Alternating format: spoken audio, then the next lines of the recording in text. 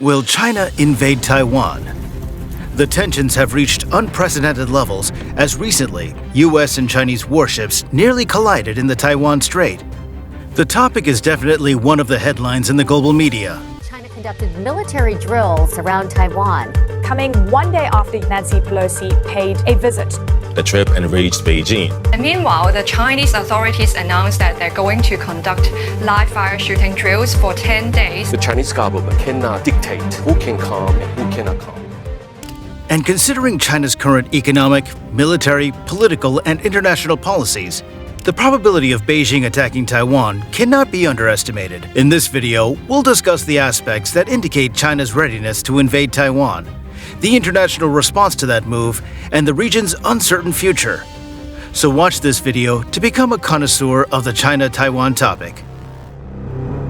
Chapter 1. The Window of Opportunity. A large-scale military invasion needs many factors to align. The PRC's political, economic, and military industries have a short window of opportunity, which raises the possibility of an attack on the island. The expenditure of China's military is showcased in the statistic from 1990 to 2022, with a record expense of $292 billion in 2022. Thus, from a purely military point of view, China has never been as assertive, which undoubtedly will play a role in decision-making. However, the population collapse and economic crisis make the invasion more urgent in the near future. Otherwise, Xi Jinping will simply not have the might to conduct such a bold move without a strong economy. Did you know that the National Bureau of Statistics of China reported 9.56 million births and 10.41 million deaths in 2022? While this may not sound like a big deal, the percentage of people aged between 16 and 59, the standard age range of China's workforce, also edged lower to 62% of the population, down from above 70% a decade ago. However, the forecasts are even more concerning because the proportion of residents above 65 will significantly rise by 2050 to a total number of 322 million, which is basically the entire population of the United States. The shrinking economy is another reason why Chinese leadership may decide to deal with the Taiwan issue militarily. Just look at this chart. For a country like China, slowing economic growth is a catastrophe. In the coming 5 years, the Red Dragon will enter a declining economic era and will have to adapt to new realities. Moreover, since the real estate crisis in mid-2021, 40% of Chinese home sales companies have defaulted, revealing the fragility of the Chinese economy. Lastly, from a political point of view, Taiwan seems to distance itself from China even more. The recent polls in Taiwan indicate that the Kuomintang, which seek closer ties with Beijing, is at a risk of losing its position as the island's main opposition. A relative newcomer, the Taiwan People's Party, advocates for dialogue with China while presenting a middle-of-the-road alternative to the other two parties, had an approval rating of 22.2% compared to 20.4% support for the KMT. The ruling Democratic Progressive Party, or the DPP, a hardliner for Taiwan's independence, received an approval rating of 24.6%. So, the Chinese Communist Party is losing its allies in Taiwan, making it much more difficult for Beijing to annex Taiwan politically, again, leaving Beijing with a military solution. Now, I hope you're enjoying this video. If you are, please take a moment to like and subscribe below. Your likes and subscriptions help our videos get more views in the YouTube algorithm, and it means a lot to us to know that our content is appreciated. Thank you for your support. Chapter 2. The Escalatory Spiral. Of course, US-China relations are the cornerstone of the issue. The recent historical events demonstrated that China's relations with America are at their lowest.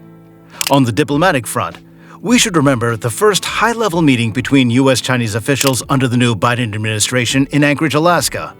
The meeting had unseen tense rhetoric, with American diplomats accusing China of threatening world stability, and Chinese officials alleging America is a human rights hypocrite. As expected, the dialogue led nowhere. After solidifying his position, Xi Jinping once again mentioned that China has not ruled out the use of force regarding Taiwan. This was a clear message to Washington and Taipei that China was indeed considering a military invasion. Furthermore, the sides don't trust each other. The visit of Taiwan's president, Tsai Ing-wen, to the United States is a stark reminder of the delicate balance in the Taiwan Strait.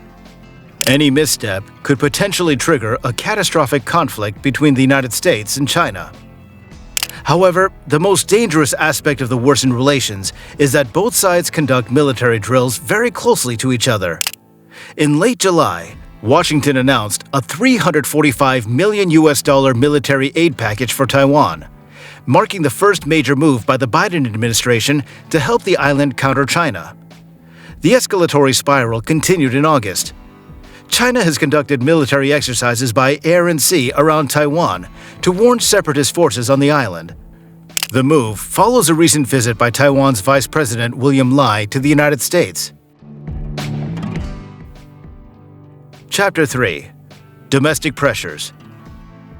We've talked about how China's political and economic crisis is part of the window of opportunity to invade Taiwan, but the country's internal problems are much more significant and long-term.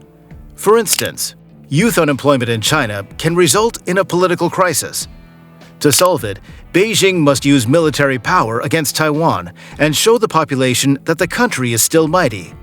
The issue of youth unemployment is so problematic that China has stopped releasing official youth unemployment figures. The government attributed the decision to changes in the economy and society. In June, the jobless rate for 16 to 24-year-olds in urban areas hit a record high of more than 20%. Although economic problems are critical, political issues in China may become the main reason for the intensification of the conflict. As a result of the 20th Communist Congress, Li Chang, Shanghai's party secretary, was promoted to China's second-highest political position. His promotion shows that loyalty to Xi now seems to matter more than competence in economic governance. Experts think the absence of reform-minded individuals in the new Politburo Standing Committee indicates that China's trade policy and diplomacy may become more assertive and less conciliatory, leading to an increased risk of escalating trade tensions between the United States and China, which again will drive a dangerous escalatory spiral. Chapter 4. International Response. China's assertive rhetoric and policies trigger an international response. Western and regional countries in the Indo-Pacific attempt to build a security system that will counter Beijing. The US, UK, and Australia announced plans to create a new fleet of nuclear-powered submarines to counter China's influence in the Indo-Pacific region.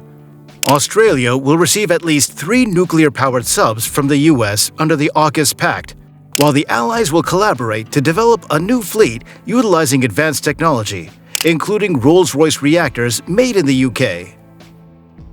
The Quadrilateral Security Dialogue is a group of 4 countries: the United States, Australia, India, and Japan.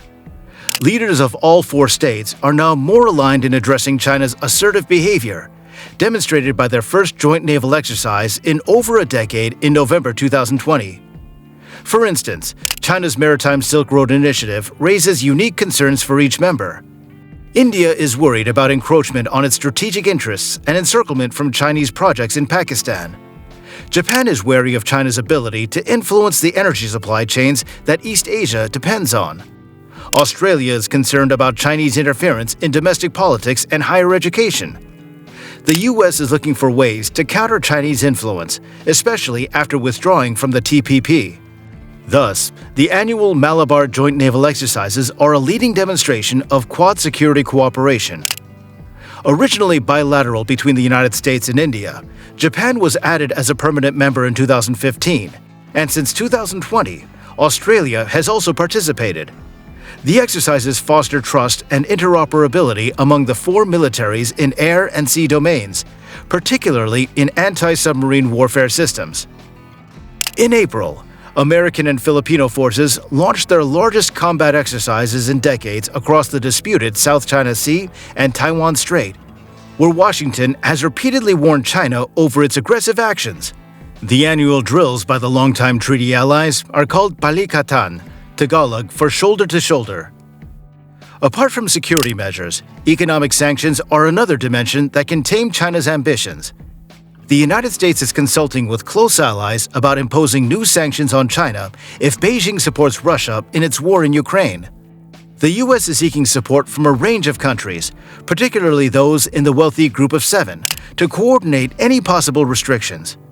Also, as tensions have risen in the Taiwan Strait in recent months, G7's coordinated economic response to Russia's invasion of Ukraine has prompted questions about whether similar measures could be imposed on China in a Taiwan crisis. Chapter 5. The Uncertain Future. Although the tensions in the Taiwan Strait are high, nobody can say what will happen for sure. As in all conflicts, the resolution varies from a diplomatic dialogue to a full-scale war.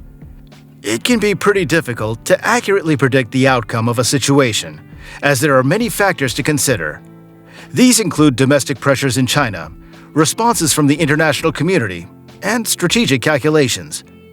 A U.S. Air Force general wrote in a memo that he believed the United States would engage in conflict with China within the next 2 years.